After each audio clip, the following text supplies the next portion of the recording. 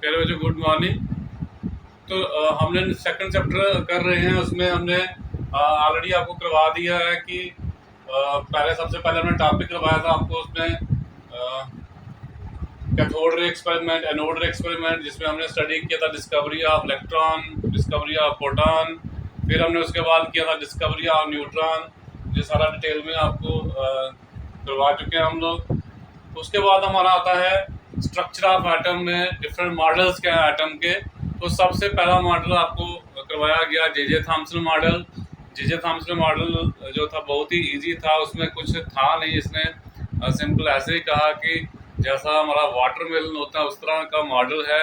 तो उसी के बेसिस के ऊपर उसने मॉडल अपना प्रपोज किया कि एटम जो है ये स्फीयर ऑफ पॉजिटिव इलेक्ट्रिसिटी है, जिसमें इलेक्ट्रॉन जो है वो एम्बेडेड है। जैसे वाटरमेलन में जो सीड है उसमें एम्बेडेड होते हैं, इसी तरह से। फिर हमने नेक्स्ट किया था Rutherford model. J Thomson model जो था वो रदरफोर्ड मॉडल से पहले उसने जो अल्फा रे एक्सपेरिमेंट किया उसको एक्सप्लेन नहीं कर पाया। बहुत सारी प्रॉपर्टीज जो थी एटम की वो एक्सप्लेन ही नहीं कर पाया, इसलिए उसको हमें डिस्कार्ड करना पड़ा। फिर हमने स्टडी किया रदरफोर्ड एटॉमिक मॉडल। तो रदरफोर्ड एटॉमिक मॉडल जो था, रदरफोर्ड ने एक्सपेरिमेंट किया अल्फा रे स्कैटरिंग एक्सपेरिमेंट, और जिसमें इसमें जो उसको ऑब्जर्वेशन मिली, उसमें जो उसमें देखा, उसके बेसिस के ऊपर उसने एटम का स्ट्रक्चर दिया। और उसने कहा कि एटम भाई जो है दो पार्ट में उसने एक्सप्लेन करने की कोशिश की कि एटम जो है उसमें एक सेंट्रल पार्ट है जिसको हम न्यूक्लियस बोलते हैं, वो स्मॉल पार्ट है, सारा मास एटम का वहीं पे कंसंट्रेट होता है। और वो जो स्मॉल पार्ट है उसने कहा ये पॉजिटिवली चार्ज बॉडी है, जिसको उसने न्यूक्लियस का नाम दिया। और दूसरा पार्ट उसने कहा कि न्यूक्लियस के सराउंडिंग में जो एरिया है उसको उसने कहा एक्स्ट्रा न्यूक्लियर पार्ट है, जिसमें इलेक्ट्रॉन जो है वो रिवॉल्व करते हैं। इलेक्ट्रॉन जो है नेगेटिवली चार्ज बॉडीज हैं जो न्यूक्लियस के इर्द गिर्द क्या करते हैं, रिवॉल्व करती है। फिर उसने जो स्टेबिलिटी थी एटम की वो एक्सप्लेन करने की कोशिश की। उसने कहा जहाँ पे जो सेंट्रीफ्यूगल फोर्सेस है जो बाहर की तरफ लग रही है वो बैलेंस हो जाती हैं किसके द्वारा, जो इलेक्ट्रोस्टैटिक फोर्सेस हैं न्यूक्लियस और इलेक्ट्रॉन के बीच में। तो उसके बेसिस के ऊपर उसने कहा कि एटम जो होता है स्टेबल होता है। बट प्रॉब्लम कहाँ पे आई, जब हम रदरफोर्ड मॉडल के ऊपर इलेक्ट्रोमैग्नेटिक वेव थ्योरी अप्लाई करते हैं, फिर उसको हम जो स्टेबिलिटी है एटम की उसको एक्सप्लेन नहीं कर पाते हैं। क्योंकि जो इलेक्ट्रोमैग्नेटिक वेव थ्योरी है वो कहता है कोई भी सोर्स हो हमारे पास एनर्जी का, वो एनर्जी एमिट करता है कंटिन्यूसली। और हमारे पास जो इलेक्ट्रॉन है वो रदरफोर्ड ने कहा चार्ज्ड बॉडी है। जब वो चार्ज बॉडी मूव कर रहा है सर्कुलर पाथ में तो उसकी डायरेक्शन चेंज हो रही है, एक्सेलरेशन हो रही है। जब भी कोई चार्ज बॉडी एक्सेलरेट होती है तो आपको पता है वो क्या प्रोड्यूस करती है, electric and magnetic field. It means electron हमारा जो है वो इलेक्ट्रोमैग्नेटिक वेव की तरह बिहेव करेगा। और इलेक्ट्रोमैग्नेटिक वेव थ्योरी कहती है कि एनर्जी कंटिन्यूसली लूज कर होनी चाहिए। उसी के बेसिस हम ये देखेंगे कि जो हमारा इलेक्ट्रॉन है उसने भी एनर्जी जो है वो कंटिन्यूसली लूज करनी चाहिए। तो अगर हमारे पास इस तरह से हमारे पास अगर कोई न्यूक्लियस है, यहाँ पे इलेक्ट्रॉन यहाँ पे मूव कर रहा था, तो थ्योरी कहती है लगातार एनर्जी लूज करेगा, लूज करता जाएगा, लूज, इसका पाथ है वो छोटा होता जाएगा और अल्टीमेटली ये किस में गिर जाएगा, न्यूक्लियस में। ये इलेक्ट्रॉन मूव कर रहा है, इसका पाथ छोटा क्यों हो जाएगा, क्योंकि इलेक्ट्रोमैग्नेटिक वेव थ्योरी कहती है कि ये एनर्जी लगातार लूज करेगा, लूज करते करते इसका पाथ छोटा होता जाएगा और अल्टीमेटली ये किस में गिरना चाहिए, न्यूक्लियस में गिरना चाहिए, यानी कि एटम जो है वो कोलैप्स करना चाहिए। बट ऐसा कभी भी नहीं होता, एटम स्टेबल रहता है। इसी वजह से जो रदरफोर्ड है जो मॉडल दिया है वो फेल हो जाता है कि ऐसा क्यों नहीं हो रहा है। अगर ऐसा सच है तो इलेक्ट्रोमैग्नेटिक वेव थ्योरी अगर हम अप्लाई करें तो इलेक्ट्रॉन जो है वो न्यूक्लियस में गिरना चाहिए, बट नहीं गिरता है। इट मीन्स कहीं ना कहीं जो रदरफोर्ड मॉडल है उसमें कुछ खामियां हैं। उसी के चलते हमें नेक्स्ट मॉडल देना पड़ा। और भी मैंने आपको लिमिटेशन पढ़ाई थी इसकी कि इसने अपना मॉडल जो है वो सोलर सिस्टम के साथ कंपेयर किया। उसने कहा न्यूक्लियस जस्ट लाइक ए सन, और जो इलेक्ट्रॉन्स हैं दे आर लाइक प्लैनेट्स, वो उसके इर्द गिर्द रिवॉल्व कर रहे हैं।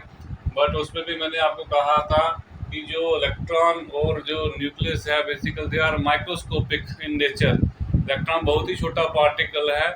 जो लॉज माइक्रोस्कोपिक पार्टिकल पे अप्लाई होते हैं वो हैवली बॉडी पे नहीं होते हैं। हैवली बॉडी जैसे हमारे प्लैनेट्स हैं उनके ऊपर जो न्यूटन्स लॉ हैं या फिर हम कहें ग्रेविटेशन लॉ जो हैं वो अप्लाई होते हैं, बट इलेक्ट्रॉन पे हम कहेंगे ग्रेविटेशन लॉ वो अप्लाई नहीं होता है। तो एक जो कंपैरिजन है वो एक सूटेबल कंपैरिजन नहीं लगता है इसमें हमें। तो फिर हमने इसके बाद हमने स्टार्ट करना था बोहर्स एटॉमिक मॉडल, क्योंकि जो रदरफोर्ड की लिमिटेशंस हैं उनको दूर करने के लिए, उनको ओवरकम करने के लिए नेक्स्ट मॉडल दिया गया Bohr's atomic model. But Bohr's atomic model पढ़ने से पहले आपको थोड़ा सा अवेयर होना चाहिए। कुछ चीज़ें हैं जैसे मैंने आपको बताया था कि एक तो आपको सबसे पहले इलेक्ट्रोमैग्नेटिक वेव थ्योरी के बारे में नॉलेज होनी चाहिए, वो हम डिटेल में कर चुके हैं। मैंने आपको बताया था पहला मेन पॉइंट तो यही है कि इलेक्ट्रोमैग्नेटिक वेव थ्योरी कहती है कोई भी सोर्स हो एनर्जी का हमारे पास, वो एनर्जी कंटिन्यूसली इमिट करता है in the form of radiation, जिसको हम इलेक्ट्रोमैग्नेटिक वेव बोलते हैं। क्यों बोलते हैं? क्योंकि जो रेडिएशन इमिट होती है they are associated with electric and magnetic field, they are perpendicular to each other, और वो दोनों जो है परपेंडिकुलर डायरेक्शन में ही क्या करती हैं, प्रोपागेट करते थे। फिर मैंने बताया था आपको कि इलेक्ट्रोमैग्नेटिक वेव थ्योरी है उसके हिसाब से जितने भी इलेक्ट्रोमैग्नेटिक वेव्स हैं they travel with the same velocity, that is with the velocity of light 3 × 10⁻8 metre per second. फिर उसके बाद मैंने आपको बताया था कि जो इलेक्ट्रोमैग्नेटिक वेव्स होती हैं they do not require any medium for their propagation. तो जब हम सारा कर चुके हैं फिर छोटी छोटी बातें आपको करवाई गई थी कि वेव लेंथ क्या होती है, वेव वेलोसिटी क्या होती है, फ्रीक्वेंसी क्या होती है, क्रेस्ट किसको बोलते हैं, ट्रफ किसको बोलते हैं, एम्पलीट्यूड क्या होता है, ये सारी छोटी छोटी चीज़ें हमने करवा दी थी आपको। उसके बाद जो है फिर हमें बात करनी पड़ेगी जो हमारे इलेक्ट्रोमैग्नेटिक वेव थ्योरी हमने स्टडी की है। इलेक्ट्रोमैग्नेटिक वेव थ्योरी के हिसाब से जो इलेक्ट्रोमैग्नेटिक वेव थ्योरी है वो बहुत सारे फिनोमेना जो है वो एक्सप्लेन कर देती है, बट कुछ ऐसी चीज़ें भी हैं जिनको वो एक्सप्लेन नहीं कर पाती है। तो इलेक्ट्रोमैग्नेटिक वेव थ्योरी जो है वो तो आपको आनी चाहिए, फिर उसकी लिमिटेशन भी आपको पता होना चाहिए। तो electromagnetic wave theory interference of light या रेडिएशन की बात करें हम, डायफ्रैक्शन, रिफ्लेक्शन, रिफ्रैक्शन, ट्रांसमिशन, सभी को एक्सप्लेन कर देती है। बट ब्लैक बॉडी रेडिएशंस क्या हैं, उसमें क्या होता है उसको जो एक्सप्लेन नहीं कर पाती है। फोटो इलेक्ट्रिक इफेक्ट को एक्सप्लेन नहीं कर पाती हैं। लाइन स्पेक्ट्रा ऑफ एटम्स जो ऑब्जर्व किया गया, देखा गया, जैसे हम लाइन स्पेक्ट्रम ऑफ हाइड्रोजन की बात करें स्पेशली उसमें डिफरेंट सीरीज बनती हैं, Lyman series, Balmer series, Pfund series, Brackett series, so on, बहुत सारी 5-6 सीरीज हमने आपको करवानी है, तो वो हम डिटेल में करेंगे। फिर variation of heat capacities of solids, जो सॉलिड्स हैं जब उनको हम हीट करते हैं उनकी हीट कैपेसिटी जो है वो वेरी करती हैं, मतलब उनकी जो हीट कैपेसिटीज है वो किसका फंक्शन है, फंक्शन ऑफ टेम्परेचर। बट ऐसा क्यों है, क्यों उनकी heat capacities function of temperature है? इलेक्ट्रोमैग्नेटिक वेव थ्योरी तो ऐसा कुछ भी एक्सप्लेन नहीं कर पाती है। तो ये जो डिफरेंट लिमिटेशंस हैं, स्पेशली जो फर्स्ट 3 लिमिटेशंस हैं, ब्लैक बॉडी रेडिएशन को एक्सप्लेन नहीं कर पाती है, फोटो इलेक्ट्रिक इफेक्ट को एक्सप्लेन नहीं कर पाती हैं, लाइन स्पेक्ट्रम ऑफ एटम्स को एक्सप्लेन नहीं कर पाती हैं, इनको हमने बारी बारी से स्टडी करना है ताकि आपको पहले नॉलेज होनी चाहिए ब्लैक बॉडी रेडिएशन होती क्या है। तो चलिए सबसे पहले हम बात करते हैं ब्लैक बॉडी रेडिएशन के ऊपर। तो व्हाट इज ब्लैक बॉडी, क्या होती है ब्लैक बॉडी? कोई भी बॉडी ले लीजिए आप, जैसे हमारे पास कोई आयरन की बार है जो क्या हो, परफेक्ट अब्जॉर्बर हो, जहाँ परफेक्ट रेडिएटर हो, जहाँ तो जब उसके ऊपर कोई एनर्जी पड़ती है वो पूरी की पूरी अब्जॉर्व कर ले, जहाँ पूरी की पूरी अमिट करने वाला हो, ऐसा कोई भी बॉडी जो है उसको हम क्या बोलते हैं, ब्लैक बॉडी बोलते हैं। यानी कि ऐसी बॉडी जो ऑल फ्रिक्वेंसीज, ऑल वेवलेंथ जो है वो ऑब्जर्व करती हो, जहाँ एमिट करती हो, ऐसी बॉडी को हम क्या बोलते हैं, ब्लैक बॉडी बोलते हैं। तो a black body is a perfect observer और एंड कह सकते हैं हम परफेक्ट रेडिएटर ऑफ एनर्जी, कि ऐसी कोई बॉडी जो पूरी तरह से कंप्लीटली सभी वेवलेंथ को, जहाँ सभी फ्रिक्वेंसीज को क्या कर ले, ऑब्जर्व कर ले, जहाँ एमिट कर सके, ऐसी बॉडी को हम क्या बोलते हैं, ब्लैक बॉडी। और जो रेडिएशंस इनके द्वारा एमिट की जाती हैं उनको हम क्या बोलते हैं, ब्लैक बॉडी रेडिएशंस बोलते हैं। The radiations emitted by such body are known as black body radiations. तो ये था ब्लैक बॉडी रेडिएशन के बारे में। तो ब्लैक बॉडी क्या है, कुछ नहीं है, एक बॉडी है, एक कोई सबस्टांस ले सकते हैं हम लोग। जैसे मैंने बोला आपको, एक आयरन की रॉड ले लीजिए, जहाँ आयरन का बार ले लीजिए, एक छोटा सा पीस ले लीजिए आप आयरन का। जब हम उसको हीट करते हैं जी, देखा गया सबसे पहले जो है हीट करने के ऊपर उसका जो कलर है उसमें चेंजेस आती हैं। जब भी हम आप जो ऑब्जर्व किया होगा, अगर आप जो लोहार होता है, लोहार की दुकान पे जाएं, वो लोहे का काम करते हैं, वहाँ पे हीटिंग होती है।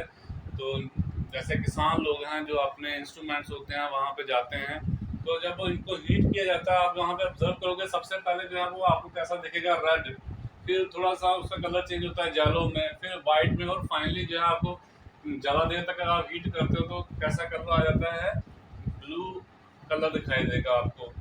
बट इलेक्ट्रोमैग्नेटिक वेव थ्योरी ऐसा एक्सप्लेन नहीं कर पाएगी ऐसा क्यों हो रहा है, कलर चेंजेस क्यों हो रहे हैं। क्योंकि इलेक्ट्रोमैग्नेटिक वेव थ्योरी के हिसाब से तो जो कलर है वो सेम ही रहना चाहिए था। क्योंकि इलेक्ट्रोमैग्नेटिक वेव थ्योरी कहती है कि कोई भी सोर्स है एनर्जी का, वो एनर्जी एमिट करता है कंटिन्यूसली। इसका मतलब ये था कि जो एनर्जी एमिट हो रही थी वो प्रोपोर्शनल होनी चाहिए थी इंटेंसिटी के, उसकी वेवलेंथ तो चेंज नहीं होनी चाहिए थी। कलर डार्क हो सकता था, अगर रेड कलर है पहले उसकी इंटेंसिटी कम हो सकती थी, बाद में वो धीरे धीरे धीरे उसकी इंटेंसिटी बढ़ सकती थी, लाइट टू डार्क हो सकता था। बट कलर चेंज हो गया, पहले रेड कलर था, फिर येलो, फिर वाइट, फिर फाइनली हमने देखा ब्लू कलर हो जाता है। अब इसमें कलर में चेंजेस क्यों आ रहे हैं जब हम इस आयरन की बार को हीट कर रहे हैं? ऐसा जो था हमारी इलेक्ट्रोमैग्नेटिक वेव थ्योरी उसको एक्सप्लेन नहीं कर पाई। क्योंकि इलेक्ट्रोमैग्नेटिक वेव थ्योरी के हिसाब से जो एनर्जी एमिट हो रही है वो इंडिपेंडेंट है किसकी, फ्रीक्वेंसी जहाँ वेवलेंथ के, सिर्फ इंटेंसिटी के ऊपर डिपेंड करती थी। तो इंटेंसिटी बढ़ सकती थी, बट कलर क्यों चेंज हो रहा है, ऐसा जो है इलेक्ट्रोमैग्नेटिक वेव थ्योरी एक्सप्लेन नहीं कर पाई है। तो इलेक्ट्रोमैग्नेटिक वेव थ्योरी के हिसाब से तो वहाँ पे सिंगल ही कलर होना चाहिए था। मैंने आपको पहले बोला कलर एक ही रहना चाहिए था, उसकी इंटेंसिटी जो है वो चेंज हो सकती थी। तो ब्लैक बॉडी रेडिएशन, आपको दोबारा मैं रिपीट कर रहा हूँ, ब्लैक बॉडी पहले आपको पता होना चाहिए, ऐसा कोई भी बॉडी, कोई भी सबस्टांस जो all types of radiation, all wavelength, all frequencies की लाइट को क्या कर सके, अब्जॉर्ब कर सके, जहाँ उसको एमिट कर सके, ऐसी बॉडी को हम क्या बोलते हैं, ब्लैक बॉडी।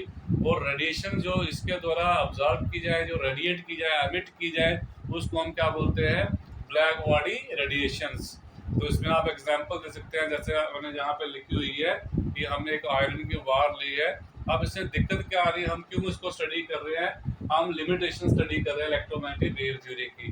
तो जब ब्लैक बॉडी को हम हीट करते हैं, ये देखने में आया है कि जैसे जैसे हम हीट का टाइमिंग बढ़ाते जाते हैं, ज़्यादा देर तक करते हैं, तो वहाँ पे कलर चेंज होना शुरू हो जाता है। जैसे कि मैंने जहाँ बताया, पहले रेड कलर दिखाई देगा आपको, फिर येलो, और फिर वाइट, और फाइनली आपको ब्लू दिखाई देगा। बट इलेक्ट्रोमैग्नेटिक वेव थ्योरी ऐसा नहीं कहती है, वो कहती है जो एनर्जी है वो तो कंटिन्यूसली एमिट होगी, कलर सेम ही रहना चाहिए, ऑल्दो उसकी जो इंटेंसिटी है वो बढ़ सकती है। पर ऐसा नहीं हो रहा है, इंटेंसिटी नहीं बढ़ रही है, इंटेंसिटी बढ़ने के बजाय कलर ही चेंज हो रहा है। तो ऐसा इलेक्ट्रोमैग्नेटिक वेव थ्योरी एक्सप्लेन नहीं कर पाती है। नेक्स्ट हमारा टॉपिक है फोटोइलेक्ट्रिक इफेक्ट। फोटोइलेक्ट्रिक इफेक्ट क्या होता है, हमारे पास अगर कोई मेटल की सरफेस है, अगर इसके ऊपर हम रेडिएशन थ्रो करते हैं, अगर इसकी सरफेस के ऊपर, मेटल की सरफेस के ऊपर कोई भी रेडिएशन है, जैसे हमारे पास लाइट है, अगर हम उसके ऊपर फॉल करते हैं, स्ट्राइक करते हैं मेटल की सरफेस के ऊपर, तो ये देखा गया है कि मेटल की सरफेस से क्या निकलते हैं, इलेक्ट्रॉन्स बाहर निकलते हैं। इस फिनोमेना को हम क्या बोलते हैं, फोटोइलेक्ट्रिक इफेक्ट बोलते हैं। तो what is photoelectric effect? When a light radiation with frequency greater than a certain minimum frequency, जब कोई लाइट रेडिएशन, जब सिंपली हम रेडिएशन कह सकते हैं जिसकी फ्रिक्वेंसी कोई सर्टेन मिनिमम फ्रिक्वेंसी है, मान लीजिए न्यू 0 को मिनिमम फ्रिक्वेंसी है, कम से कम इतनी फ्रिक्वेंसी की हम जब रेडिएशन मेटल की सरफेस के ऊपर स्ट्राइक करते हैं, उस समय मेटल की सरफेस से क्या निकलता है बाहर, इलेक्ट्रॉन बाहर निकलते हैं। इस फिनोमेना को हम क्या बोलते हैं, फोटोइलेक्ट्रिक इफेक्ट। वो जो मिनिमम फ्रिक्वेंसी है जो चाहिए इलेक्ट्रॉन को बाहर निकालने के लिए, उस फ्रिक्वेंसी को हम क्या बोलते हैं, थ्रेशोल्ड फ्रिक्वेंसी बोलते हैं। मान लीजिए यहाँ पे हमने इंसिडेंट लाइट जो है उसकी फ्रिक्वेंसी कुछ है, मान लीजिए सपोज कर लीजिए 50 हर्ट्ज है, और इलेक्ट्रॉन जहाँ से नहीं निकलता है, फिर हम 60 करते हैं, इलेक्ट्रॉन नहीं निकलता है, फिर हम 70 करते हैं, 70 हर्ट्ज के ऊपर जो है यहाँ से इलेक्ट्रॉन बाहर निकलना शुरू हो जाता है, ऐसा सपोज करके चलिए। तो 70 से कम जब भी फ्रिक्वेंसी होगी वो इलेक्ट्रॉन को बाहर नहीं निकाल पाएगी। ये जो मिनिमम फ्रिक्वेंसी हम 70 यहाँ पे कह रहे हैं, वो जो चाहिए इलेक्ट्रॉन को बाहर निकालने के लिए, उसको हम क्या बोलते हैं, थ्रेशोल्ड फ्रीक्वेंसी बोलते हैं। तो when a light radiation with frequency greater than a certain minimum frequency, mu zero हम लिख रहे हैं थ्रेशोल्ड फ्रीक्वेंसी को, called threshold frequency falls on metal surface, the ejection of electron from the surface of metal takes place. This phenomena, जब the phenomena of ejection of electrons from the surface of metal by the radiations of suitable frequency is known as photoelectric effect। and और जो electron बाहर निकलता है ejected electrons को हम क्या बोलते हैं, फोटो इलेक्ट्रॉन बोलते हैं। ये हमारे पास मेटल है, ये ऊपर वाली इसकी मेटल की सरफेस है जहाँ से हमारे पास इंसिडेंट रेडिएशन है जो कि जिसकी फ्रिक्वेंसी न्यू जीरो के बराबर है या न्यू जीरो से ज़्यादा है। न्यू जीरो क्या है, threshold frequency.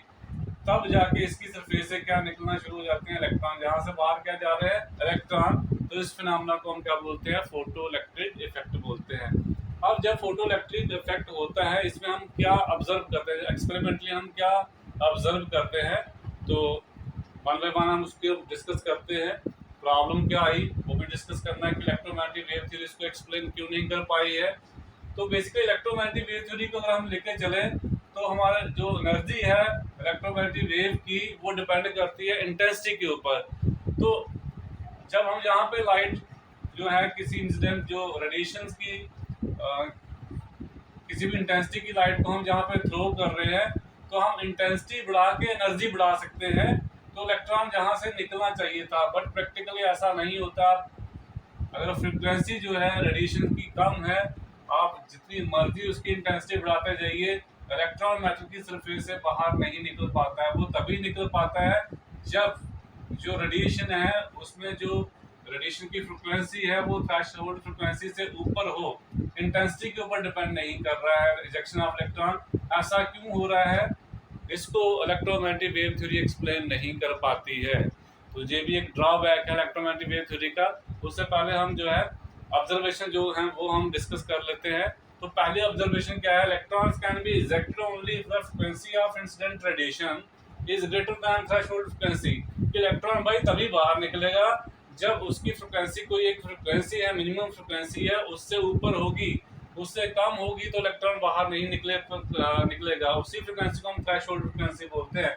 No electrons are ejected if the frequency is less than nu zero. दूसरी ऑब्जर्वेशन देखी गई कि जो kinetic energy of ejected electron, जब जहां से इलेक्ट्रॉन बाहर जा रहा है तो इसकी जो काइनेटिक एनर्जी है ड्यू टू मूवमेंट की वजह से, due to motion of electron की वजह से जो एनर्जी है वो किसके ऊपर डिपेंड कर रही है, is directly proportional to the frequency of incident radiation. ये जो जहां से रेडिएशन की जो फ्रीक्वेंसी है इसके ऊपर डिपेंड कर रही है। जितनी इसकी फ्रीक्वेंसी ज्यादा होगी उतना जो इलेक्ट्रॉन की काइनेटिक एनर्जी वो ज्यादा होगी, और इंटेंसिटी के ऊपर बिल्कुल भी डिपेंड नहीं कर रही है जो इलेक्ट्रॉन निकल रहा है उसकी काइनेटिक एनर्जी। अब ऐसा क्यों हो रहा है, ये भी इलेक्ट्रोमैग्नेटिक वेव थ्योरी एक्सप्लेन नहीं कर पाई है। तो दो बातें आपने जहाँ पे अभी सीखी, इलेक्ट्रॉन तो भाई तभी निकलेगा जब इंसिडेंट लाइट की जो रेडिएशन की फ्रिक्वेंसी है वो ग्रेटर दैन थ्रेशोल्ड फ्रिक्वेंसी होगा। दूसरा ये है कि जो इलेक्ट्रॉन बाहर निकला है उसकी जो काइनेटिक एनर्जी है वो डायरेक्टली प्रोपोर्शनल है किसके, फ्रिक्वेंसी ऑफ इंसिडेंट लाइट, वो इंटेंसिटी के ऊपर डिपेंड नहीं कर पा रही है। तो बेसिकली इलेक्ट्रोमैग्नेटिक वेव थ्योरी कहती है कि हम एनर्जी अकोमुलेट कर सकते थे बाय इंक्रीजिंग इंटेंसिटी। तो अगर एनर्जी का ही कंसेप्ट होता है तो इलेक्ट्रोमैग्नेटिक वेव थ्योरी उसको एक्सप्लेन कर पाती है, भाई हम एनर्जी को अकोमुलेट करते जाते हैं, इंक्रीज करते जाते हैं इंटेंसिटी, इलेक्ट्रॉन तो बाहर निकल ही जाएगा। बट ऐसा नहीं होता है, वो सिर्फ तभी निकल पाता है जब जो इंसिडेंट लाइट है उसकी frequency greater than threshold frequency से ऊपर हो, जहाँ उसके बराबर हो तभी निकलता है। उससे पहले कभी भी इलेक्ट्रॉन बाहर नहीं निकलता है। दूसरा, जो इलेक्ट्रॉन बाहर निकल रहा है वो जो उसकी काइनेटिक एनर्जी है वो भी किसके ऊपर डिपेंड कर रही है, इंसिडेंट लाइट की फ्रिक्वेंसी के ऊपर डिपेंड कर रही है। जितनी इसकी फ्रिक्वेंसी ज़्यादा बढ़ाते जाएंगे, थ्रेशोल्ड फ्रिक्वेंसी तो ऊपर करनी है, उससे ज़्यादा जितनी हाई होगी उतनी ही इलेक्ट्रॉन की काइनेटिक एनर्जी भी बढ़ती जाएगी। ये दो चीज़ें जो है फिलहाल हमने यहाँ पर डिस्कस की, और भी हैं वो हम आगे करते हैं। थर्ड हमने जो देखा कि नंबर ऑफ इलेक्ट्रॉन जो इजेक्ट हो रहे हैं, जो बाहर निकल रहे हैं, वो किसके ऊपर डिपेंड कर रहे हैं? इंटेंसिटी ऑफ लाइट के ऊपर। जितनी ज़्यादा इंटेंसिटी होगी उतने ज़्यादा इलेक्ट्रॉन बाहर निकलेंगे। दो चीज़ें आपने ध्यान में देनी है कि इलेक्ट्रॉन तब तक बाहर नहीं निकल रहा है जब तक फ्रिक्वेंसी लाइट की थ्रेशोल्ड फ्रिक्वेंसी से ऊपर नहीं है। पर कितने इलेक्ट्रॉन निकल रहे हैं ये डिपेंड कर रहे हैं इंटेंसिटी के ऊपर। अगर हम सिर्फ इंटेंसिटी बढ़ाते हैं तो फ्रिक्वेंसी नहीं है थ्रेशोल्ड फ्रिक्वेंसी के बराबर, तब इलेक्ट्रॉन नहीं निकलेगा बाहर। बट जैसे हम फ्रिक्वेंसी किसके बराबर हो जाती है? थ्रेशोल्ड फ्रिक्वेंसी के बराबर होती है या उससे ऊपर जाती है, फिर अगर हम इंटेंसिटी बढ़ाते हैं तो नंबर ऑफ इलेक्ट्रॉन जो होते हैं जो बाहर निकले वो बढ़ना शुरू हो जाते हैं। हो सकता है पहले एक निकले फिर दो, जैसे जैसे इंटेंसिटी बढ़ाते रहेंगे नंबर ऑफ इलेक्ट्रॉन जो है वो बढ़ते जाते हैं। तो ये जो तीन बातें हैं हमारी जो electromagnetic wave theory, simply wave theory कह सकते हैं, ये उसको एक्सप्लेन नहीं कर पाती है। तो all these observations can not be explain on the basis of electromagnetic wave theory, क्योंकि इलेक्ट्रोमैग्नेटिक वेव थ्योरी कहते हैं कि जो एनर्जी है लाइट की that is proportional to its intensity. It means intensity बढ़ाकर हम एनर्जी को अकोमोडेट कर सकते हैं और एनर्जी बढ़ाई जा सकती है। एनर्जी बढ़ाने का मतलब है जो एनर्जी चाहिए थी इलेक्ट्रॉन को बाहर निकालने के लिए, बेसिकली इलेक्ट्रॉन जो होता है वो मेटल में जो है न्यूक्लियर के साथ बाउंड होता है, फोर्स ऑफ अट्रैक्शन रहती है उसके बीच में। तो इलेक्ट्रॉन को बाहर निकालने के लिए आपको क्या देनी पड़ेगी? एनर्जी देनी पड़ेगी। वो एनर्जी इलेक्ट्रोमैग्नेटिक वेव थ्योरी के हिसाब से इंटेंसिटी बढ़ाकर हम जो है इलेक्ट्रॉन को बाहर निकाल सकते थे, वो एनर्जी अकोमोडेट की जा सकती थी। बट ऐसा कभी भी नहीं होता है। इंटेंसिटी चाहे जितनी मर्जी बढ़ा लीजिए, इलेक्ट्रॉन तब तक बाहर नहीं निकलते हैं जब तक फ्रिक्वेंसी जो है वो थ्रेशोल्ड फ्रिक्वेंसी से ऊपर ना हो जाए। तो इसी कारण ये थ्योरी जो है फोटो इलेक्ट्रिक इफेक्ट को एक्सप्लेन नहीं कर पाती है। तो therefore on increasing intensity alone it should have been possible to eject electron and energy of ejected electron should be proportional to intensity of light। और जो इलेक्ट्रॉन बाहर निकल रहा है उसकी जो एनर्जी होगी काइनेटिक एनर्जी, वो भी किसके ऊपर डिपेंड करनी चाहिए थी? इंटेंसिटी के ऊपर डिपेंड करनी चाहिए थी, बट नहीं डिपेंड करती है। वो किसके ऊपर डिपेंड करती है? फ्रिक्वेंसी कितनी है। तो ये तीन बातें जो हैं और भी हैं इसमें, पर हमारे जो केमिस्ट्री के रिलेटेड हैं, जो हमने मेन इलेक्ट्रोमैग्नेटिक वेव थ्योरी की जो फ्लॉज हैं, जो लिमिटेशंस हैं, उसके रिलेटेड ये तीन बातें आपने कहनी है कि पहला इलेक्ट्रॉन जो है तब तक बाहर नहीं निकल रहा है जब तक फ्रिक्वेंसी जो है वो थ्रेशोल्ड फ्रिक्वेंसी से ऊपर नहीं है। दूसरा जो काइनेटिक एनर्जी है इलेक्ट्रॉन की वो डिपेंड कर रही है किसके ऊपर? वो फ्रिक्वेंसी के ऊपर डिपेंड कर रही है, इंटेंसिटी के ऊपर डिपेंड नहीं कर रही है। तीसरा ये है कि जो नंबर ऑफ इलेक्ट्रॉन्स हैं, ये लो नहीं लिखना चाहिए, नंबर ऑफ इलेक्ट्रॉन जो हैं वो डिपेंड कर रहे हैं किसके ऊपर? इंटेंसिटी के ऊपर। तो ये तीन बातें जो है इलेक्ट्रोमैग्नेटिक वेव थ्योरी हमारी एक्सप्लेन नहीं कर पाती है। इसी वजह से फिर हमें नई थ्योरी देनी पड़ी, जिसके हम बोलते हैं Planck's quantum theory. Planck's quantum theory basically बताती है कि जो हमारे पास इलेक्ट्रोमैग्नेटिक रेडिएशंस हैं उनमें पार्टिकल नेचर है। जो हमने पीछे पढ़ी वो वेव नेचर के साथ रिलेटेड है। जो हमने इलेक्ट्रोमैग्नेटिक वेव थ्योरी पढ़ी उसमें उसने कहा कि जो रेडिएशंस हैं they consist of waves, but Planck's ने कहा वेव्स नहीं, they are consisting of particles, massless energy particles, जिनको हम क्या बोलते हैं? क्वांटम्स बोलते हैं। अगर वो जो सोर्स है एनर्जी का अगर लाइट है तो उसको हम क्या बोलते हैं? फोटॉन बोलते हैं। तो प्लैंक्स क्वांटम थ्योरी आपको मैंने ऑलरेडी पहले ही करवा दी है, तो वो आपने अच्छे से कर लेनी है। आज में थोड़ा सा हम आपको जो है कि बेसिकली वो क्या रहा था इसमें, जब फोटो इलेक्ट्रिक इफेक्ट है, थोड़ी सी बातें एडिशनल आपको बताने जा रहे हैं इसमें। तो एक नोट याद रखिए आप लोग, वर्क फंक्शन क्या होता है? The minimum energy required to eject electron from the surface of metal is known as work function, और इसको हम लिखते हैं h/0 से। तो कम से कम कितनी फ्रिक्वेंसी चाहिए इलेक्ट्रॉन को मेटल की सरफेस से निकालने के लिए, उसको हम बोलते हैं थ्रेशोल्ड फ्रिक्वेंसी। और जो कम से कम एनर्जी चाहिए इलेक्ट्रॉन को निकालने के लिए, उस एनर्जी को हम क्या बोलते हैं? वर्क फंक्शन बोलते हैं, और उसको हम लिखते हैं h/0 से। बेसिकली बीच में हमने प्लैंक्स क्वांटम थ्योरी मैंने पहले करवा दी आपको। तो h/0 कैसे आ रहा है? According to Planck's quantum theory energy जो है वो किस फॉर्म में एमिट होती है? In the form of photons, और वो होती है h/nu की फॉर्म में। तो इसलिए जहाँ पे मैंने लिखा उस समय अगर फ्रिक्वेंसी 𝜇0 है, तो क्योंकि थ्रेशोल्ड फ्रिक्वेंसी हम ले रहे हैं 𝜇0, तो एनर्जी क्या होगी? h/0। तो इस एनर्जी को हम क्या बोलते हैं? वर्क फंक्शन बोलते हैं। अब इसमें मैंने आपको बोला एडिशनल क्या बताना है आपको। मान लीजिए हमारे पास जो है ये हमारे पास मैटर की सरफेस है जहाँ पे इंसिडेंट लाइट है या रेडिएशन है जिसकी फ्रिक्वेंसी न्यू है, जो कि थ्रेशोल्ड फ्रिक्वेंसी से ज़्यादा है, न्यू जीरो से ज़्यादा है। अब होता क्या है, जब ये लाइट मैटर की सरफेस के ऊपर पड़ेगी, अब इसमें एनर्जी है, वो एनर्जी कितनी है, अगर ये लाइट इंसिडेंट लाइट इसकी फ्रिक्वेंसी न्यू है तो एनर्जी कितनी होगी इसकी, h nu. Planck's quantum theory के हिसाब से एनर्जी कितनी होगी, एच न्यू के बराबर होगी।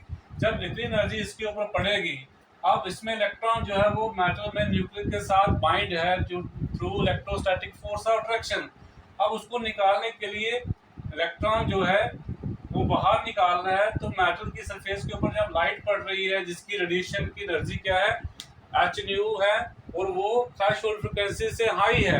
अब इसमें क्या होगा, जितनी थ्रेशोल्ड एनर्जी है उतनी एनर्जी इलेक्ट्रॉन को चाहिए बाहर निकलने के लिए, उतनी एनर्जी ये ले लेगा बाहर निकलने के लिए।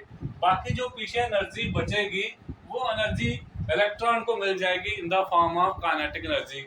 आपने एच न्यू एनर्जी दी, बट चाहिए कितनी थी हमें, एच न्यू जीरो चाहिए। वर्क फंक्शन कितना है बच्चे, वो है एच न्यू जीरो, हमें चाहिए एच न्यू जीरो, बट हम एनर्जी कितनी दे रहे हैं, एच न्यू। ये एनर्जी जो है वो इस एनर्जी से हाई है। जब इतनी एनर्जी आप देंगे, इतनी चाहिए थी इलेक्ट्रॉन को बाहर निकालने के लिए, उतनी एनर्जी लग जाएगी जहां पे। अब जो पीछे बच रही है एनर्जी वो कितनी बच रही है, h nu minus H nu zero, वो एनर्जी इंपार्ट हो जाएगी इलेक्ट्रॉन को, मिल जाएगी in the form of kinetic energy. तो according to Einstein, when a photon strikes metal sphere, it uses a part of energy equal to binding energy to eject the electron. यही मैंने समझाया आपको कि आइंस्टाइन ने कहा कि जब हम फोटॉन जो है मेटल की सरफेस के ऊपर स्ट्राइक करता है, वो क्या करता है, कुछ एनर्जी को यूज करता है किसके लिए, इलेक्ट्रॉन को बाहर निकालने के लिए, और जो बाकी रिमेनिंग पार्ट रह जाता है एनर्जी का, वो इलेक्ट्रॉन को मिल जाती है as a kinetic energy. According to Einstein, when a photon strikes metal surface, it uses a part of energy equal to binding energy to eject the electron from metal atom, and remaining part of energy is given to the ejected electron as kinetic energy। तो सारी की सारी energy यहाँ utilise नहीं हो जाएगी, जितनी energy electron को चाहिए बाहर निकलने के लिए उतनी यहाँ यूटिलाइज होगी, बाकी जो है वो इलेक्ट्रॉन ले जाएगा इन the form of kinetic energy. तो मान लीजिए एनर्जी ऑफ इंसिडेंट फोटॉन जो है, मैंने आपको बताया energy according to Planck's quantum theory वो किसके बराबर होती है, एच न्यू के बराबर होती है। तो यहाँ बाइंडिंग एनर्जी जो है बेसिकली वो किसके बराबर है, थ्रेशोल्ड एनर्जी के बराबर। थ्रेशोल्ड एनर्जी क्या थी, कम से कम वो एनर्जी जो इलेक्ट्रॉन को चाहिए बाहर निकलने के लिए, मेटल की सरफेस से बाहर निकालना है, क्योंकि इलेक्ट्रॉन मेटल की सरफेस में जुड़ा हुआ है, उसको निकालने के लिए आपको एनर्जी देनी पड़ेगी। वो जो एनर्जी चाहिए इलेक्ट्रॉन को बाहर निकालने के लिए उसको हम थ्रेशोल्ड एनर्जी बोलते हैं। बेसिकली एनर्जी किसके बराबर है, क्योंकि इलेक्ट्रॉन जुड़ा हुआ है, बाइंड हुआ है, तो बाइंडिंग एनर्जी के बराबर है। तो बाइंडिंग एनर्जी किस बराबर आएगी, threshold energy is equal to H nu according to Planck's quantum theory. अब बाइंडिंग एनर्जी जो है इसको हम वर्क फंक्शन भी बोल सकते हैं, is equal to H nu. अब काइनेटिक एनर्जी जो है वो क्या है, 1/2 mv²। तो बाइंडिंग एनर्जी जो है वो थ्रेशोल्ड एनर्जी है, इसको हम एच न्यू जीरो से लिखेंगे। Binding energy is equal to work function भी कह सकते हैं, थ्रेशोल्ड एनर्जी को ही हम वर्क फंक्शन भी बोलते हैं। तो एच न्यू जीरो यहाँ पे मैंने लिखा हुआ work function H nu zero, और काइनेटिक एनर्जी आप जानते हैं 1/2 mv² होती है, वो हमने लिख लिया। अब जो यहाँ पे लाइट पड़ रही है इसकी एनर्जी, इंसिडेंट एनर्जी जो है वो कितनी है, एच न्यू, वो किस तरह आएगी, बाइंडिंग एनर्जी कितनी है प्लस जो इलेक्ट्रॉन बाहर निकल रहा है उसकी काइनेटिक एनर्जी कितनी है, क्योंकि यही एनर्जी जहाँ से आ रही है जो दो हिस्सों में बढ़ रही है, आधी जो है, आधी नहीं कह सकते, कुछ अमाउंट लग रही है इलेक्ट्रॉन को बाहर निकालने में और कुछ इलेक्ट्रॉन गेन कर रहा है एज ए काइनेटिक एनर्जी। तो एनर्जी ऑफ इंसिडेंट फोटॉन क्या आ जाएगा, binding energy of electron plus kinetic energy. तो एच न्यू किस तरह आएगा, this is H nu is equal to H nu zero plus 1/2 mv²। तो काइनेटिक एनर्जी यहाँ से क्या आ जाएगा, 1/2 mv² इधर ले जाओ, kinetic energy of electron 1/2 mv² is equal to क्या आएगा, H nu minus H nu zero. तो एच को कॉमन निकाल लीजिए, क्या आ जाएगा, न्यू माइनस न्यू जीरो। तो इस इक्वेशन के हिसाब से kinetic energy 1/2 mv² is equal to H nu minus nu zero. अब देखिए अगर nu greater than nu zero है, जो हम फ्रिक्वेंसी जो लाइट की दे रहे हैं वो थ्रेशोल्ड फ्रिक्वेंसी से ज़्यादा है, तो इतनी energy H nu minus nu zero वो इम्पार्ट हो जाएगी, वो इलेक्ट्रॉन ले जाएगा as a form of kinetic energy. दूसरा ये है, अगर nu less than nu zero है तो काइनेटिक एनर्जी क्या हो जाएगी, नेगेटिव हो जाएगी, तो इलेक्ट्रॉन बाहर नहीं निकल पाएगा। अगर nu is equal to nu zero भी है तब भी इलेक्ट्रॉन बाहर नहीं निकल पाएगा, क्योंकि काइनेटिक एनर्जी ही इलेक्ट्रॉन की क्या है, जीरो है। उस केस में जब काइनेटिक एनर्जी जीरो कहने का मतलब वेलोसिटी उसकी क्या हो जाएगी, जीरो हो जाएगी, ट्रैवल नहीं, मूव नहीं कर पाएगा, इलेक्ट्रॉन बाहर नहीं निकल पाएगा। इसलिए फ्रिक्वेंसी थ्रेशोल्ड फ्रिक्वेंसी से हाई होना जरूरी था। तीसरी बात कि एक फोटॉन जो है वो सिर्फ एक इलेक्ट्रॉन को ही बाहर निकाल सकता है, चाहे आप फ्रिक्वेंसी जितनी मर्जी बढ़ा लीजिए, बट फोटॉन एक ही है तो एक ही इलेक्ट्रॉन को निकाल पाएगा। हमें नंबर ऑफ फोटॉन बढ़ाने के लिए क्या बढ़ाना पड़ेगा, इंटेंसिटी बढ़ानी पड़ेगी। तो जितनी ज़्यादा इंटेंसिटी होगी उतने ज़्यादा फोटॉन्स होंगे और उतने ज़्यादा इलेक्ट्रॉन निकलेंगे, जो हम पहले पीछे डिस्कस किया कि जो नंबर ऑफ इलेक्ट्रॉन इजेक्टेड है वो किसके ऊपर प्रोपोर्शनल है, that are proportional to intensity. तो इलेक्ट्रॉन का बाहर निकलना डिपेंड करता है फ्रिक्वेंसी के ऊपर, पर कितने इलेक्ट्रॉन बाहर निकलेंगे वो डिपेंड करता है इंटेंसिटी के ऊपर। तो जितनी ज़्यादा इंटेंसिटी होगी उतने ज़्यादा फोटॉन होंगे और उतने ही ज़्यादा इलेक्ट्रॉन निकलेंगे, प्रोवाइडेड की जो फोटॉन स्ट्राइक कर रहा है उसकी फ्रिक्वेंसी थ्रेशोल्ड फ्रिक्वेंसी से क्या हो, हाई हो। तो ये था हमारा फोटो इलेक्ट्रिक इफेक्ट और ब्लैक बॉडी रेडिएशन। फिर हमने इसमें एक और करना है लाइन स्पेक्ट्रम ऑफ हाइड्रोजन, वो हम पहले बोहर मॉडल कर लेंगे, उसके बाद आपको एक्सप्लेन करेंगे, क्योंकि दो बार करने से कोई बेनिफिट नहीं होगा, आपको अच्छे से भी समझ आएगा वो। तो ये दो जो कंसेप्ट थे आपको मैंने बताया कि इलेक्ट्रोमैग्नेटिक वेव थ्योरी इसको एक्सप्लेन नहीं कर पाई, इसको हमने एक्सप्लेन किया on the basis of Planck's quantum theory. Basic electromagnetic wave theory में वो रेडिएशन की वेव नेचर लेकर चल रहा है, प्लैंक्स जो है वो पार्टिकल नेचर लेकर चल रहा है। आगे जाके हमने पढ़ना है dual nature of matter and radiation, उसमें हमने ये देखना है कि जो मैटर होता है उसकी भी डुअल नेचर होती है, matter can behave as a particle as well as wave. इसी तरह से रेडिएशन की भी डुअल नेचर है, रेडिएशन भी जो है वो पार्टिकल भी बिहेव कर सकती है और वेव भी बिहेव कर सकती हैं। जैसे हमने इलेक्ट्रोमैग्नेटिक वेव जो थी हमने इसको वेव लेके चला तो हम एक्सप्लेन कर लिए interference, diffraction, reflection, refraction, transmission of light, सब एक्सप्लेन किया। बट फोटो इलेक्ट्रिक इफेक्ट को और ब्लैक बॉडी रेडिएशन को, लाइन स्पेक्ट्रम ऑफ हाइड्रोजन को वो एक्सप्लेन नहीं कर पाई। फिर हमने कंसेप्ट लिया किसका, प्लैंक्स का। प्लैंक्स ने कहा कि जो रेडिएशंस हैं they are consisting of massless energy particle की बनी हुई हैं, और हर एक उनको हम क्या बोलते हैं, क्वांटास बोलते हैं। अगर वो लाइट है तो फोटॉन बोलते हैं, और हर फोटॉन की उससे एनर्जी कहाँ कितनी होगी, एच न्यू एनर्जी होगी, वेयर एच क्या है, प्लैंक्स कांस्टेंट, और इसकी वैल्यू होती है 6.625 इंटू 10⁻34 जूल सेकेंड। तो प्लैंक्स ने कह दिया कि जो रेडिएशंस हैं they are consisting of particles. अब एक थ्योरी कह रही है वेव, दूसरी कह रही है पार्टिकल। तो प्लैंक्स ने जो पार्टिकल नेचर के बेसिस के ऊपर फोटो इलेक्ट्रिक इफेक्ट भी एक्सप्लेन कर दिया, फोटो इलेक्ट्रिक इफेक्ट के अलावा ब्लैक बॉडी रेडिएशन भी हमने एक्सप्लेन कर दिया, बट लाइन स्पेक्ट्रम भी एक्सप्लेन करेगा, आगे जाके हम बात करेंगे इसके ऊपर। बट जो था डाइफ्रैक्शन था, इंटरफ्रेंस था, उसको जो एक्सप्लेन नहीं कर पाया।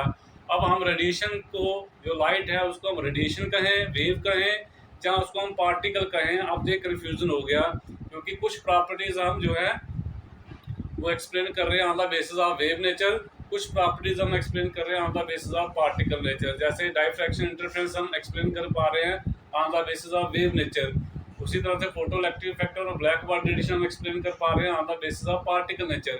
अब है क्या एक्चुअली, पार्टिकल है या वेव नेचर है।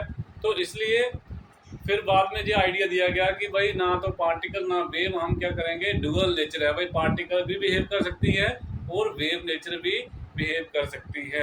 तो जी हम नेक्स्ट करेंगे dual nature of matter and radiation में, उसमें न्यूटन का कुछ थ्योरी आएगी। फिर हम कंसेप्ट देंगे, न्यूटन ने कहा कि जो लाइट है वो पार्टिकल की बनी हुई है, हम कहेंगे उसमें कि भाई पार्टिकल की बनी हुई है। तो फिर डाइफ्रैक्शन, इंटरफ्रेंस कैसे एक्सप्लेन होगा। देखिए बच्चे, इंटरफ्रेंस क्या होता है, इंटरफेयर करना। जैसे मैं जहाँ पे खड़ा हूँ, जब तक मैं जहाँ से हिलूंगा नहीं, दूसरा इंसान जहाँ पे खड़ा नहीं हो सकता, तो मैं पार्टिकल हूँ। पार्टिकल आपस में इंटरफेयर नहीं करते हैं, बट एक ही सोर्स से नंबर ऑफ वेव्स जो है वो निकल सकती हैं, वो आपस में इंटरफेयर कर सकती है। तो इंटरफेरेंस जो प्रॉपर्टी है वो वेव की प्रॉपर्टी है, ना कि पार्टिकल की प्रॉपर्टी है। तो जो लाइट थी वो इंटरफेरेंस शो करती है, इसी तरह डाइफ्रैक्शन भी जो है वो वेव की प्रॉपर्टी है, तो ये फिजिक्स में भी आप पढ़ेंगे डाइफ्रैक्शन क्या होता है, इंटरफ्रेंस क्या होता है। इंटरफ्रेंस की 2 टाइप के आप पढ़ेंगे, कंस्ट्रक्टिव इंटरफ्रेंस और डिस्ट्रक्टिव इंटरफ्रेंस। मैं भी थोड़ा सा आपको करवाऊंगा बाद में। तो इसमें फिलहाल हम इतना ही रखते हैं। फुल फ्लैज हम double lecture of matter edition करेंगे, उसमें आपको डिटेल में बताएंगे। तो आज के लिए इतना ही। Thank you, have a nice day. इसको अच्छे से पढ़िए बच्चे, जो मैंने आपको करवाया है इसको लर्न कीजिए। कहीं पर भी आपको कोई डाउट आता है तो मुझे आप मेरे साथ शेयर कीजिए। आप व्हाट्सएप के थ्रू कर सकते हैं, जहाँ आपको ऑलरेडी मैंने बताया है कि आप टेलीफोनिकली भी मुझे पूछ सकते हैं। जब जहाँ हम जब लाइव क्लास लेंगे टीचमेंट में, उसमें भी आप मेरे साथ शेयर कर सकते हैं।